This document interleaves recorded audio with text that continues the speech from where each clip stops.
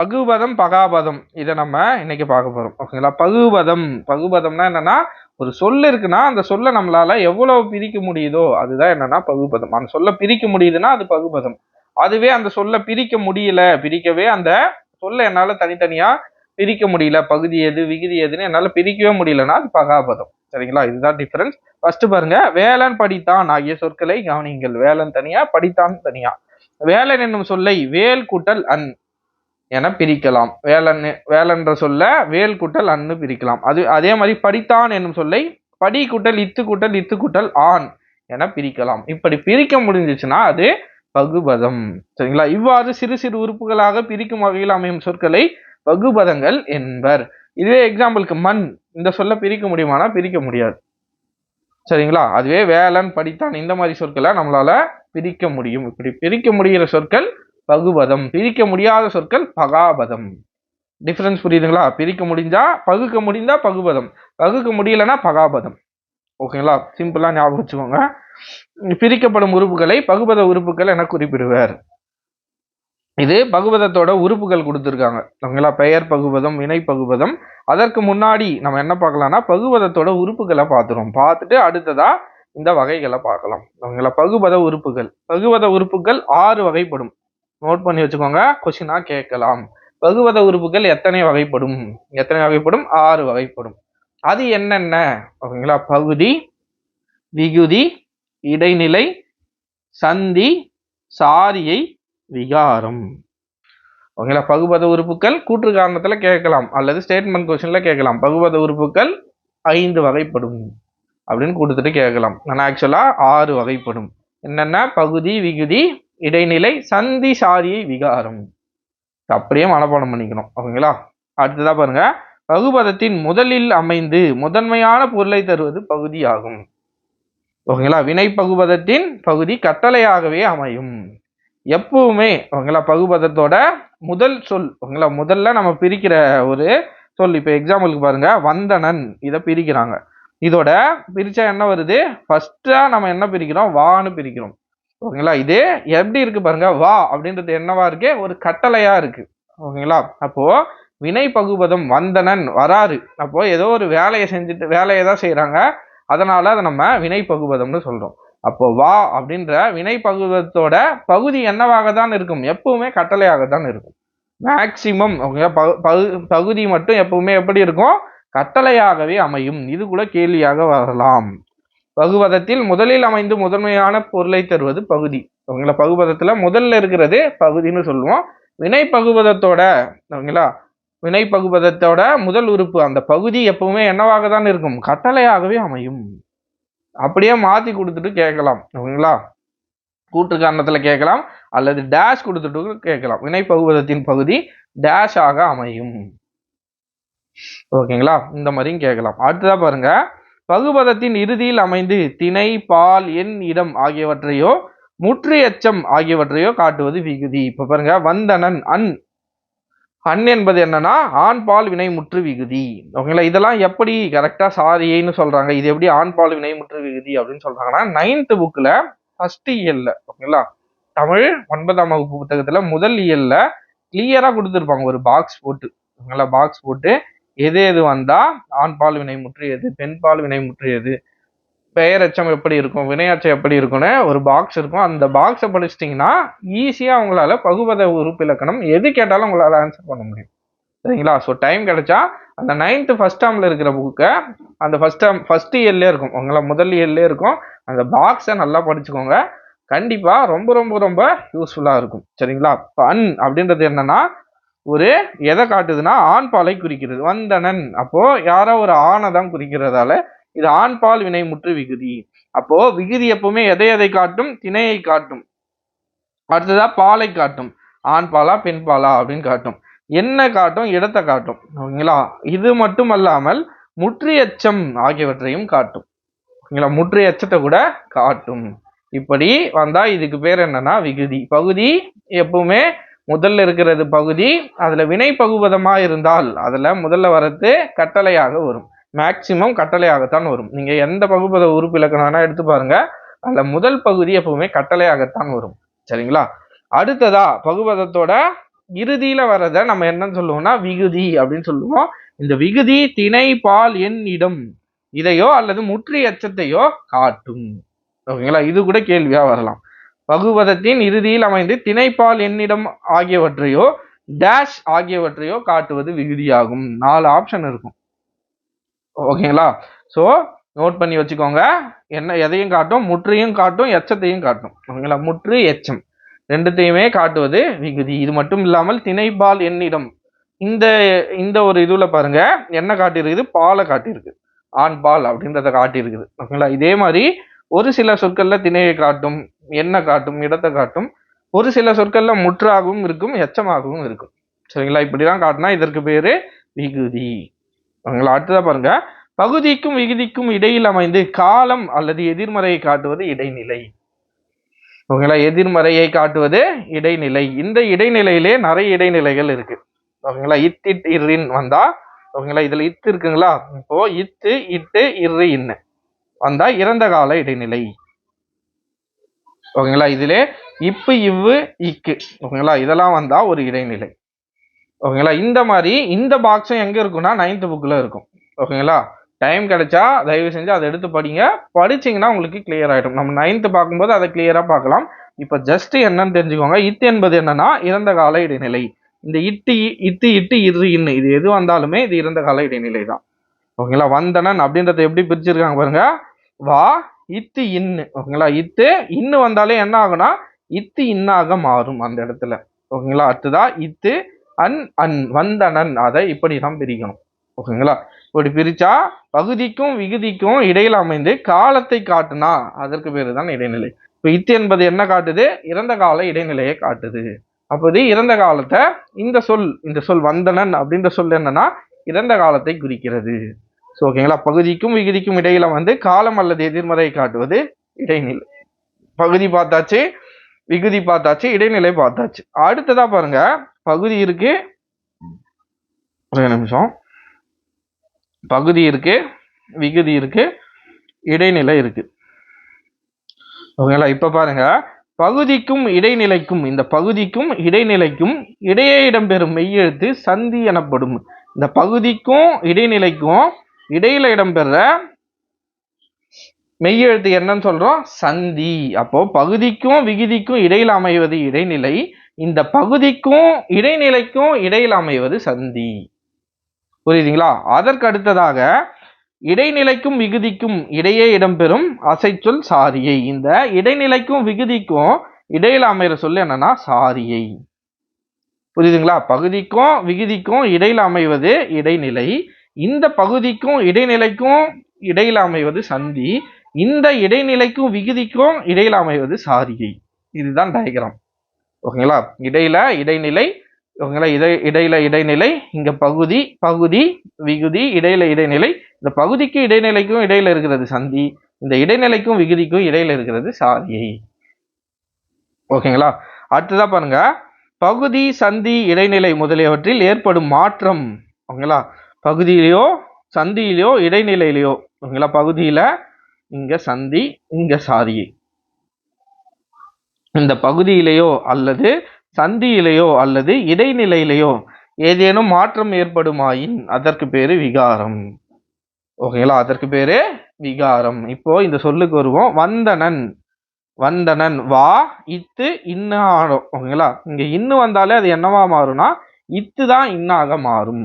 வான்றது என்னன்னா பகுதி, இது வா என குறுகி இருப்பது விகாரம். அடுத்ததா பாருங்க, இத்து இத்து என்னவா மாறுது, இன்னாக மாறுது, இது இன் என திரிந்து இருப்பது விகாரம்.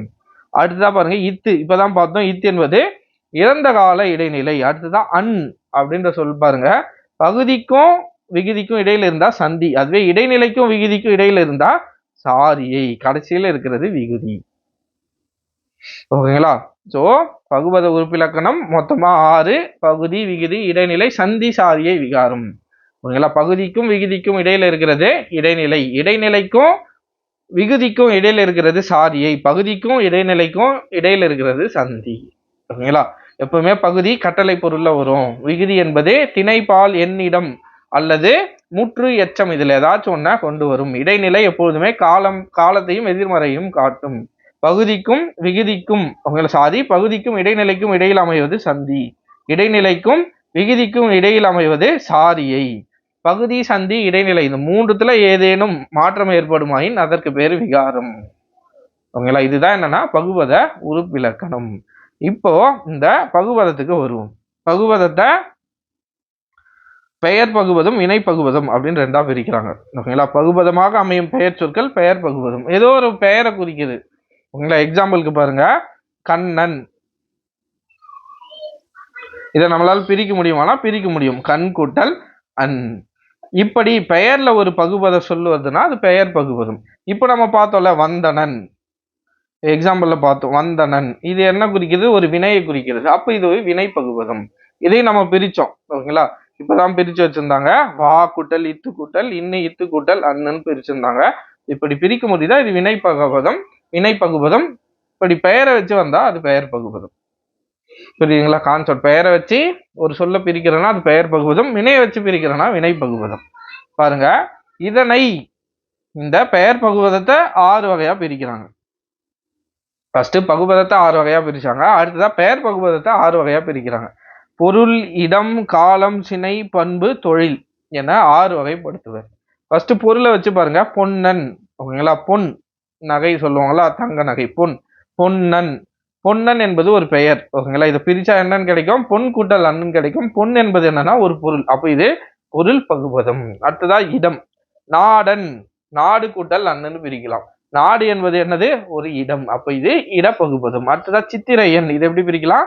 சித்திரை கூட்டல் அன். சித்திரை என்பது என்னது? ஒரு காலம். அப்ப இது கால பகுபதம். இத எக்ஸாம்பிள் ஏதாச்சும் கொடுத்துட்டு இதுல கீழ்கண்டவற்றில் எது கால பகுபதம், கீழ்கண்டவற்றில் எது பண்பு பகுபதம் அப்படின்னு கூட கேள்விகள் வரலாம். சரிங்களா, அடுத்ததா பாருங்க, கண்ணன். கண்ணன் எப்படி பிரிக்கலாம்? கண் கூட்டல் அண்ணன். கண் என்பது என்னன்னா ஒரு உறுப்பு. உறுப்பு என்னன்னு சொல்லுவோம்? சினைன்னு சொல்லுவோம். ஸோ சினை பகுபதம். அடுத்ததா இனியன். இனியனை எப்படி பிரிக்கலாம்? இனிமை கூட்டல் அன்.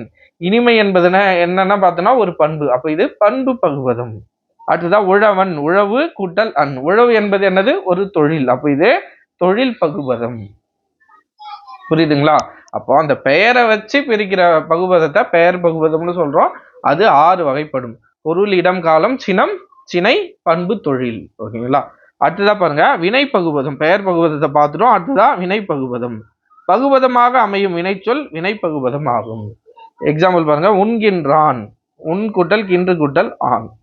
ஓகேங்களா, செயல் ஏதோ ஒரு வினை நடக்குது, அதை பிரிக்கிறோம். ஸோ அது வினை பகுபதம். ஓகேங்களா, பகுபதம் ஓவர். அடுத்ததா பகாபதம். அடுத்ததா பார்க்க போற வீடியோ தலைப்பு பகாபதம். ஓகேங்களா, பிரிக்க முடியாத சொல். நம்ம இப்பதான் பார்த்தோம் மண் அப்படின்னு ஒரு எக்ஸாம்பிள பார்த்துருந்தோம். இதை பிரிக்க முடியுமானா பிரிக்க முடியாது. அதே மாதிரி பாருங்க, மரம், கழனி, உன், எழுது ஆகிய சொற்களை கவனியுங்கள். இவற்றை மேலும் சிறிய உறுப்புகளாக பிரிக்க முடியாதல்லவா? இவ்வாறு பகுபத உறுப்புகளாக பிரிக்க முடியாத சொல் பகாபதம் எனப்படும். இவை அடிச்சொல் அல்லது வேர்ச்சொல்லாக இருக்கும். தமிழ்ல டிஎன்பிஎஸ்சி படிக்கிறவங்களுக்கு தெரியும், வேர் சொல்கள். ஓகேங்களா, வேர் சொல் படிப்போம். ஸோ அந்த வேர் சொல்கள் எல்லாமே என்னன்னா இந்த பகாபத சொற்கள். ஓகேங்களா, இப்போ எக்ஸாம்பிளுக்கு அப்படின்னு ஒரு சொல்லு இருக்குன்னு வச்சுப்போம். இதை நம்மளால பிரிக்க முடியுமானா பிரிக்க முடியாது. அப்படின்னு ஒரு சொல்லு இருக்குன்னா இதை நம்மளால பிரிக்க முடியாது. ஸோ எதையெல்லாம் பகாபதமாக இருக்கோ மேக்சிமம் அது எல்லாமே வேர் சொல்களாகத்தான் இருக்கும். ஓகேங்களா, அடிச்சொல் அல்லது வேர்ச்சொல். வேர்ச்சொல்ல அடிச்சொல்லுன்னு சொல்லலாம், வேர் சொல்லுன்னு சொல்லலாம். ஸோ இது எல்லாமே வேர் சொல்லாக இருக்கும். இவை 4 வகைப்படும். ஓகேங்களா, நல்லா ஞாபகம் வச்சுக்கணும். பகுபதம் 6 வகைப்படும். ஓகேங்களா, பகுபத உறுப்புகள் 6 வகைப்படும். பகுபதத்தை 2ஆ பிரிக்கலாம். ஒன்னு பெயர் பகுபதம், இன்னொன்னு வினை பகுபதம். இந்த பெயர் பகுபதத்தை தான் 6 வகையா படுத்துவாங்க. ஓகேங்களா, இப்பதான் பார்த்தோம். ஓகேங்களா, பொருள், இடம், தொழில், சினை இதெல்லாம் பார்த்தோம். அந்த 6 வகை. இந்த பகாபதத்தை 4 வகையாக பிரிக்கிறாங்க. ஓகேங்களா, என்னென்னு பாருங்க. பெயர், வினை, இடை, உரி. ஓகேங்களா, அங்க பெயரா பிரிச்சாங்க, வினையா பிரிச்சாங்க. கூடவே இங்க என்ன ஆட் ஆயிருக்குன்னா இடை, உரி என 4 வகை சொற்களிலும் பகாபதங்கள் உண்டு. ஃபர்ஸ்ட் எக்ஸாம்பிள் கொடுத்துருக்காங்க பாருங்க. ரொம்ப ரொம்ப ரொம்ப ரொம்ப முக்கியமான எக்ஸாம்பிள்ஸ். இதை வச்சு கேள்விகள் நிறைய கேட்கலாம். எக்ஸாம்பிளை வச்சு கீழ்கண்டவற்றில் எது இடை பகாபதம் அப்படின்னு கொடுத்துட்டு எக்ஸாம்பிளுக்கு உரு, நட, கொல், அடுத்ததான் நிலம், 4 ஆப்ஷன் கொடுத்துட்டு கீழ்கண்டவற்றில் எது இடை பகாபதம் அப்படின்னு கேட்கலாம். என்னன்னா கொல் அப்படின்றது தான் இடை பகுபதம். பகாபதம். சரிங்களா? எதெல்லாம் பிரிக்க முடியல அதெல்லாம் பகாபதம். பாருங்க, பெயர் பகாபதம் நமக்கு தெரிஞ்சதுதான். பெயரா இருக்க போகுது. நிலம், நீர், நெருப்பு, காற்று எல்லாம் ஏதோ ஒரு ஒரு விஷயத்தோட பெயர், ஒரு பொருளோட பெயர், ஏதோ ஒரு செயலோட பெயர். அப்ப இது பெயர் பகாபதம். வினை பகாபதம்னா ஏதோ ஒரு செயல் நடக்குதாங்க, நட, வா, பூ, ஓகேங்களா? இந்த மாதிரி வினை ஒரு செயலை குறிக்கிறதால இது வினை பகாபதம். இதெல்லாம் நம்மளால பிரிக்கவே முடியாது. இடை பகாபதம், இதை நல்லா ஞாபகம் வச்சுக்கோங்க. நான் போன வீடியோலயே சொல்லியிருப்பேன். ஓகேங்களா? எப்பவுமே இடையில வர எல்லாமே ரொம்ப ரொம்ப ரொம்ப இம்பார்ட்டன்ட். ஓகேங்களா? ஏன்னா இதுல இருந்து கேள்விகள் நிறைய வரும். நம்மளால அவ்வளவு எளிதாக இதை கணிக்க முடியாது. இது இடை பகாபதமா வருமா அப்படின்னு நோட் பண்ணி வச்சுக்கோங்க. இது எப்படி ஞாபகம் வச்சுக்கலாங்களா? மந்தில், ஓகேங்களா? ஞாபகம் வச்சுக்கோங்க. மந்தில் கொல் போல், இப்படி ஞாபகம் வச்சுக்கோங்க. மந்தில், மனதில் அப்படின்ற மாதிரி ஞாபகம் வச்சுக்கோங்க. மந்தில் கொல் போல், கொல் போல், மனதில் கொல் போல். புரியுதுங்களா? இடை பகாபதத்திற்கான எடுத்துக்காட்டு என்னது? மனதில் கொல் போல். அப்போ கரெக்டா சொல்லணும்னா மந்தில் கொல் போல், இப்படி ஞாபகம் வச்சுக்கலாம். அடுத்ததான் உரி பகாபதம். இது ஈஸியா நம்ம சொல்லிடுவோம். உரு, தவ, நனி, கழி, ஓகேங்களா? இது எல்லாமே உரி பகாபதம். அவ்வளவுதான் ஃப்ரெண்ட்ஸ், இன்னைக்கான கிளாஸை நம்ம பார்த்துட்டோம். ஒரு மொழி பார்த்துட்டோம், டீட்டெயிலாக பார்த்துட்டோம். பகுபதம் பகாபதத்தையும் டீட்டெயிலாக பார்த்துட்டோம். இப்போ இந்த சரியான விடையை பார்க்கலாங்களா? நன்னூலின்படி தமிழில் ஒரு மொழிகள் எத்தனை? 42. எழுதினான் என்பது பகுபதமா பகாபதமா? எழுதினான் என்பது இதை பிரிக்க முடியுமானா பிரிக்க முடியும். எழுதின் ஆண், ஓகேங்களா? சிம்பிளா பிரிக்கணும்னா எழுது கூட்டல் ஆண் பிரிக்கிறாங்களா? எழுதினான், அப்போ இது வினை பகுபதம். ஏன்னா எழுதுறது ஒரு செயல், அப்ப இது வினை பகுபதம். பெயர் பகுபதம் டேஷ் வகைப்படும். நம்ம பார்த்தோம் பெயர் பகுபதம் 6 வகைப்படும்னு பார்த்தோம். பொருள், இடம், ஓகேங்களா? சினை, இதெல்லாம் பார்த்தோங்களா? அப்போ இது காலம், சினை, இது எல்லாமே 6 வகைப்படும். காலத்தை மட்டும் காட்டும் பகுபத உறுப்பு நம்ம ஆல்ரெடி சொல்லியிருந்தேன். காலத்தை மட்டும் காட்டுற, காலம் அல்லது எதிர்மறையை காட்டுற பகுபத உறுப்பு எது? இடைநிலை. இட்டின் இறந்த கால இடைநிலை பார்த்துருந்தோம். அதே மாதிரி இப்பு, இவ்வு, இக்கு இன்னும் இருக்கு, ஓகேங்களா? இறந்த கால இடைநிலை, எதிர்மறை இடைநிலைலாம் இருக்கு. அதெல்லாம் நம்ம 9th வரப்போ டீட்டெயிலாக பார்க்கலாம், ஓகேங்களா? இப்போதைக்கு இதை மட்டும் தெரிஞ்சுக்கோங்க. அடுத்ததா பாருங்க, பொறுத்துக்க. பெயர் பகுபதம். பெயர், பெரியார் என்பது பெயர் பகுபதம். வினை பகுபதம் வாழ்ந்தான். ஏன்னா இதை நம்மளால பிரிக்க முடியும். இடை பகுபதம் பாருங்க, இடை பகாபதம் கேட்டா நம்மளால அவ்வளவு சீக்கிரம் ஆன்சர் பண்ண முடியாது. இது ஓரளவுக்கு பண்ணிடலாம், ஓகேங்களா? சப்போஸ் தவறான இணையில கொடுத்துட்டோ அல்லது கீழ்கண்டவற்றில் எது இடை பகாபதம் அப்படின்னு கொடுத்துட்டோ கேட்டா நம்ம கன்ஃபியூஸ் ஆயிடுவோம். ஞாபகம் வச்சுக்கோங்க, மண்டில் கொல் போல், மனதில் கொல் போல் அப்படின்னு ஞாபகம் வச்சுக்கோங்க. மண், உரி பகாபதம் நனி. சரிங்களா? அடுத்ததா பாருங்க, சரியான பகுபத உறுப்பை எழுதுக.